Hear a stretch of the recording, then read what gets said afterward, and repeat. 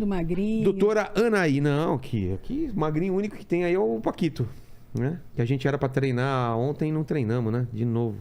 Toda segunda-feira mas segunda-feira a gente Na outra segunda a gente vai. É isso aí. Doutora, eu acabei sabendo que o programa ia acabar e aí não vai acabar. Explica essa história aí. Como? Acaba ou não acaba? Quando eu entender, eu volto aqui. Mas não acabou? Não. Mas não tinha o papo que ia acabar? Não, a gente recebeu a notícia terça-feira passada que tinha acabado. Caso de família. Acabou o caso de família. Eu fiquei... Pô, que recebeu a notícia arrasada, então? arrasada. Achei que era só a imprensa que tava meio que falando, mas não tinha uma... Não, a gente também. Já tinham me falado. Você viu alguma coisa na internet? Eu falei, não. Achei que os caras estavam especulando assim. Então... como sempre, saía que ia acabar. Aí a produtora, minha amiga lá do Caso de Família, a Melissa, me ligou e falou, olha, realmente, o Caso de Família acabou. Eu falei, não, mas é muito definitiva, você acabou, né? Você vê 18 anos e a gente ainda acha que já, né? Ela falou, vamos ver, ainda a gente não sabe muita coisa, mas eu vou te avisando. E aí, uns 5, 6 dias depois, ela também me ligou dizendo que a gente ia voltar a gravar. Gravação tal dia já. Que doideira. Então, não sei. Mas... que vai ter umas novidades, mas não sei. A princípio, não acabou e você tá nele. Porque te tô ligaram. Nele, tô dentro. Porque o Duro também fala assim, eu tenho uma boa e uma má notícia pra te falar. Vai voltar, mas você tá fora. Sabe qual que é a boa? O Caso de Família vai voltar. E a ruim, você não tá nele. Já não, pensou? Mas eu tô. Eu quero fazer essa com o Paquito aqui. Quando eu voltar de férias aqui, eu vou dar esse daí, ó. Tem uma boa e uma má notícia. O podcast está atingindo 2 milhões. E agora, você não está mais nele. Olha, parabéns, hein? Obrigado, maravilhoso esse podcast. E aqui a gente e tem só uns papos. fera que veio, fiquei muito lisonjeada com o convite. Poxa, mas tem tanto assunto. Vamos falar primeiro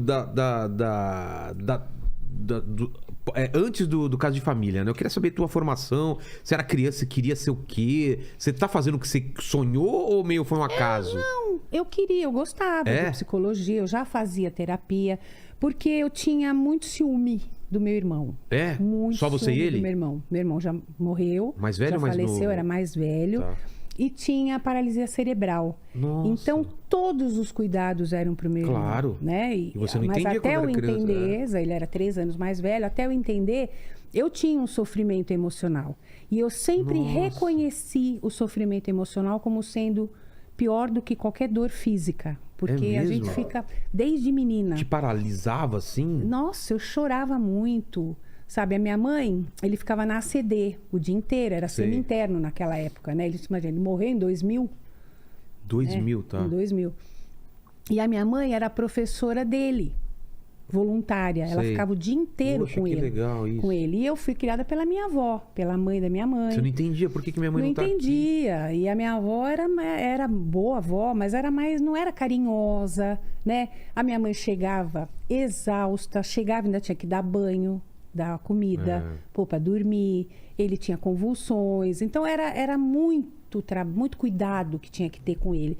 E eu não entendia porque que para mim ninguém fazia nada. Por isso que eu tinha uma coisa com meu pai, porque meu pai sim me pegava no colo, filhinha, aquela coisa toda. Mas né? Você entendia, você via seu irmão assim? Comecei a entender Começou já. A entender, né? e aí... Na adolescência, óbvio. E aí todo mundo vestiu a camisa, todo mundo ajudava. Mas ele era a prioridade total, claro. né? Eu sempre falo para quem tem filhos especiais, nunca esquecerem dos filhos que não têm nenhum problema, porque a gente fica a gente entende o que está acontecendo, óbvio, né? Mas a minha mãe, ela tinha uma coisa assim, mãe, eu tô com dor tô com dor nas costas. Você nem tem costas. Eu acho que ela não aguentava mais pepino, sabe? Mais problema, mais queixa. E é outra geração também. A nossa geração, a geração que tá vindo, cada vez tem mais informação. Eu lembro minha mãe também, que ela veio aqui, ela não fala, mas ela era só na chinelada. Na época dos meus pais era chinelada. Hoje em dia a gente bate não, mas porque é outra geração, né? Minha mãe, tinha 2 trabalhos também, chegava cansada em casa, você imagina. Não, a gente entende tudo isso, mas a gente sente faltas. Sente. Né? Tem coisas que deixam lacuna sim. E a gente vai, é o que você falou mesmo, né? eu não lembro o dia, mas eu me lembro o momento, eu não vou te falar com quantos anos, mas que eu comecei a entender assim, minha mãe faz isso porque ela trabalha bastante, eu não vejo meu pai porque ele chega de madrugada, à noite também porque ele trabalha, porque no começo você só sente raiva e, pô, por Você quê? só sente o abandono. Exatamente. Né? Você se mas sente rejeitado. Mas quando não você cuida de mim. entende, parece que te aproxima mais dos seus pais, né? E você começa a não querer aproveitar mais os momentos. Porque quando você tá chateado, mesmo quando você tá junto, você tá meio chateado e parece que mesmo quando eles estão tentando te dar carinho, você tá, mas agora...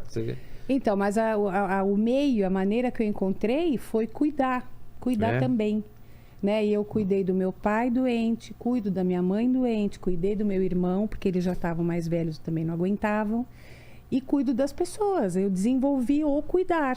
Quando que aconteceu isso? Foi quando você entendeu ou demorou mais um pouco de tempo? Não, porque aí eu já entrei na faculdade com 17 anos. Então, eu sou psicóloga desde sempre. Nunca quis ser outra coisa, então? Não, desde que você decidiu? Sempre gostei. Putz, que legal. Fazia terapia, gostava muito de terapia. Então, Começou eu a fazer falei, poxa, terapia eu quero fazer isso. Eu não tinha nem 15 anos É ainda. mesmo? Tem vários tipos de terapia, assim? Como que é? Tem psicanálise, a terapia tem várias linhas terapêuticas, né? Então, tem a comportamental, tem de Moreno, psicodrama, tem várias. E você seguia mais alguma? Ou você estudou... Você sai da faculdade que você sai com diploma, mas você não sabe nada. Você vai aprender depois, né? É na prática mesmo? É na prática. O que eu fiz? Eu montei consultório, né?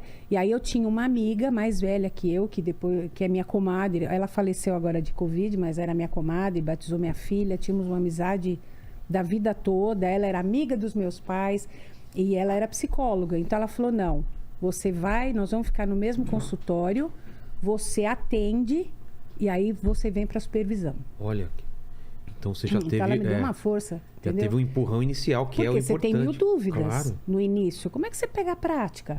Sabe? E o ser humano, e não pode a cabeça errar. do outro ser humano Imagina não você é... errar. Né? Cada caso é um caso, né? Nossa, e cada caso. É mesmo? O que você lembra, assim, do começo, assim? Como que foi? Ai, olha, tanta coisa. Eu lembro de um pedófilo que aí realmente eu não consigo atender. E aí, como que você atende Eu atendi, caso assim? eu ouvi toda a queixa dele e o meu compromisso é tratá-lo, porque ele está buscando ajuda, né? Mas aí conforme vai falando, que eu não consigo. Pega, né? Não tem como você não se envolver. E eu respeito muito os meus limites. O que eu não dou conta de fazer, eu realmente não faço. Mas num caso como aí eu esse... atendi, aí eu passou passei para para uma profissional. colega. Mas como que faz num caso desse? Porque ele pode ser um criminoso se ele fizer o que ele deseja fazer. Como você faz? Você tem que avisar a polícia? Eu não continuei a ter, como eu não atendi, mas eu iria consultar o conselho para ver que atitude eu teria que tomar. Porque vamos supor que ele fale, eu vou fazer tal coisa. Que enquanto estiver no campo eu tenho vontade... Ou eu fiz, né? Ou eu fiz, exatamente. Agora, se a pessoa fala o que vai fazer, é como se estivesse te confessando. Porque ao mesmo tempo tem o lance do sigilo e ao mesmo tempo tem o lance de caso de polícia. E aí? Então. É um caso de polícia, né? Eu não consigo. Eu não conseguiria atender, também, não. Não conseguiria, porque com criança é uma coisa que pega muito, né? Ai, olha... Criança, idoso, animal, judiado. Tem coisas que realmente eu acho que tem um limite, né? Eu vou no meu limite. Eu atendo qualquer coisa, mas coisas assim, sabe? Que logo judia, no começo já apareceu isso, então? Não, eu já estava há um tempo aí, né? Mas no começo, assim, atendia já depressão, hein? Há quase 40 anos atrás. E é o mal mesmo dos tempos atuais, a depressão? Crianças com depressão. Criança? Tem muita depressão? Sim, sim. Muito suicídio por conta da depressão. Agora, também eu vejo uma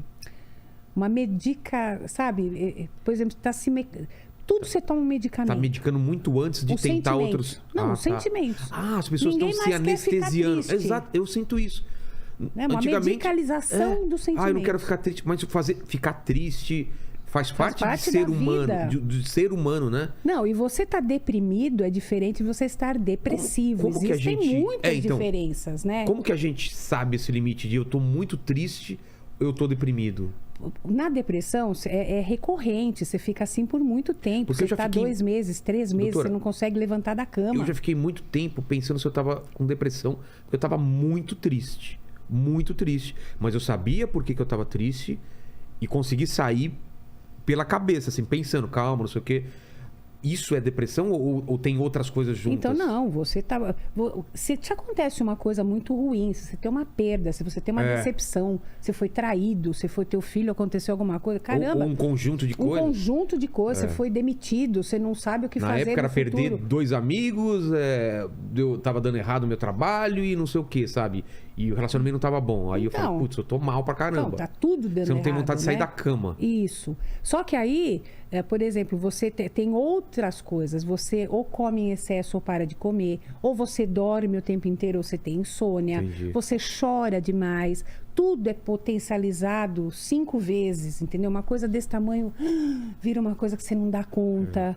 Né? E a gente vê o excesso de medicação, então toma remédio para acordar, para dormir, para ficar triste, para ficar feliz, tá? Agora é óbvio que uma depressão bem diagnosticada, ela muitas vezes tem que medicar, claro, óbvio, é muito importante, né? Principalmente quando o paciente fala muito, relata muito vontade de se matar, aquela coisa do suicídio. Sim. Eu falo, se você não fizer um acompanhamento psiquiátrico junto, né? Porque a gente tem receio. Claro, né? Que a pessoa faça alguma coisa.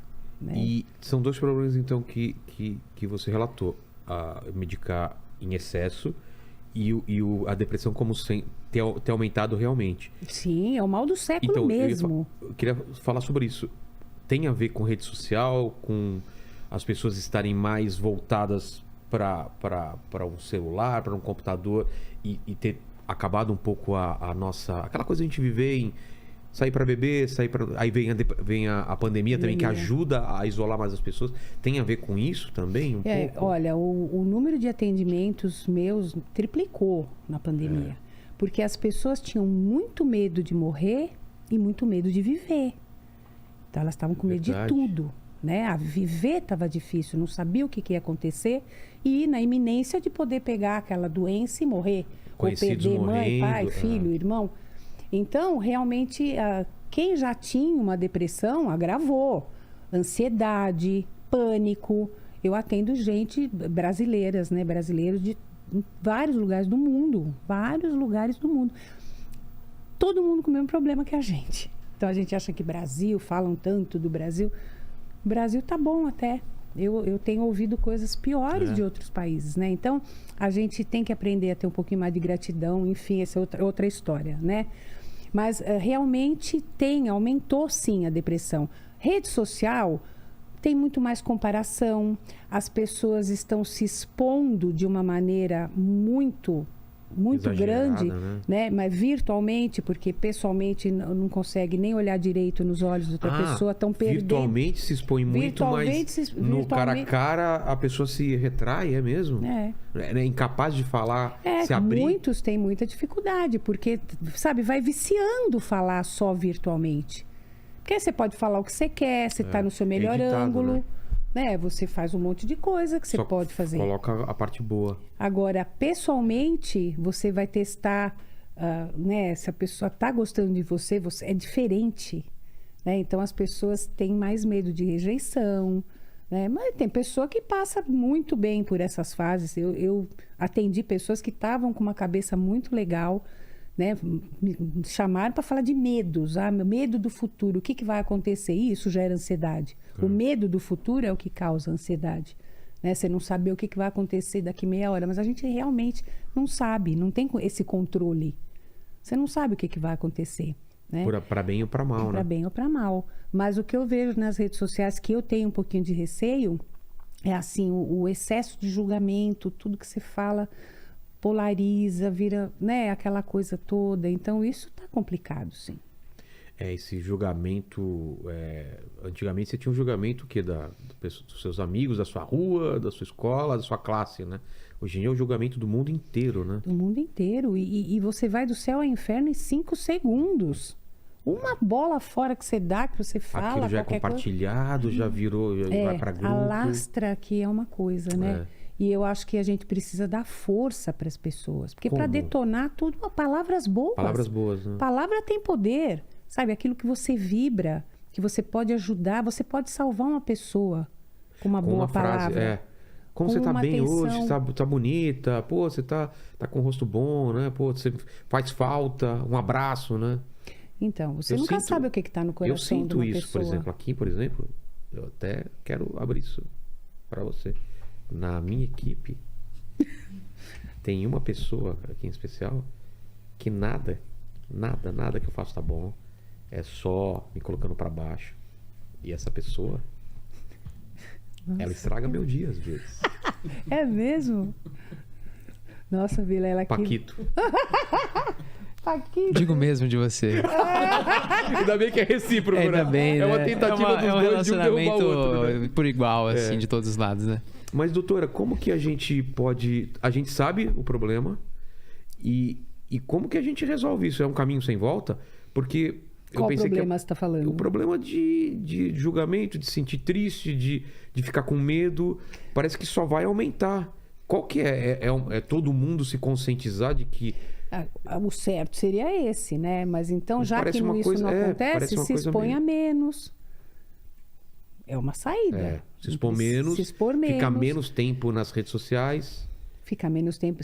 Realmente se expor de todas as maneiras. Porque você assistindo aquilo também, algumas coisas, você entra naquela sintonia.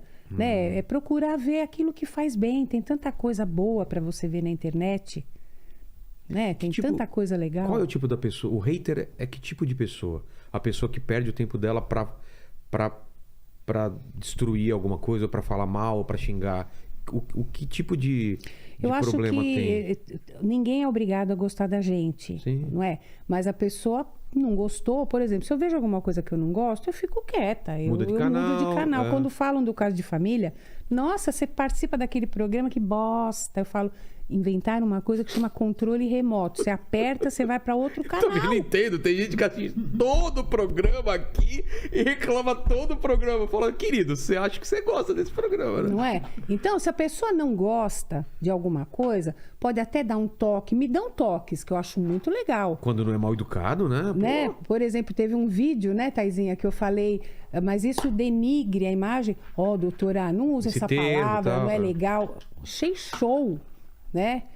Eu acho meio que um exagero às vezes, né? Porque não é a intenção, imagina. Nem penso nisso, mas, né? De dar um toque, legal. Olha, isso aqui que você falou, não concordo, mas todo o resto eu achei bacana.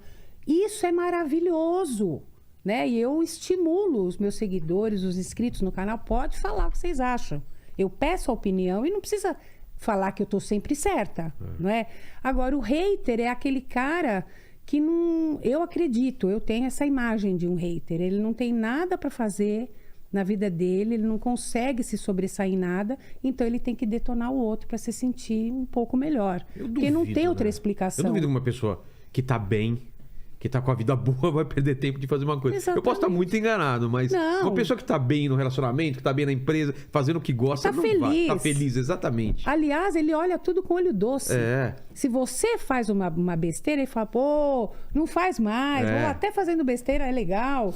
Vamos lá, mas melhora nisso aqui. Se você tá de bem com a vida, se você tá equilibrado, se você tá feliz, você não vai para essa sintonia. Exato. Você não faz isso.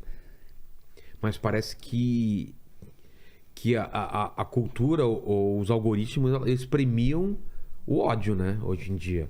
É porque você é tudo mais que retweetado. ruim, dá mais Você compartilha, visualização, exato. se compartilha mais, você expurga muitas coisas. O programa O Caso de Família, eu acredito que seja assim. Você vê aqui e fala, nossa, como minha família, como minha vida é boa.